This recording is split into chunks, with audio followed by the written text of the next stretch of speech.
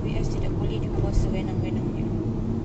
Kalau anda jenis yang suka sambung ruang bila kau tambah nak ubah layout dapur ikut gaya hidup atau nak naikkan sining luar. Kereta! Woi! Apa ni? Siapa yang hon tadi? Ada juga yang hon kan? Dia hon budak tu ya?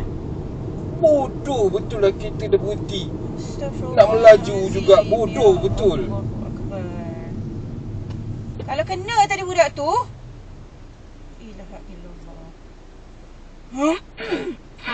Dah nampak orang berhenti-berhenti lah. Kat sekolah kau nak melaju. Kenapa?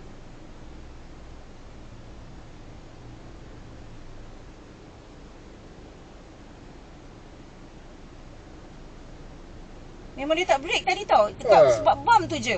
Bam tu pun dia tak break sebab melaju. Astagfirullah.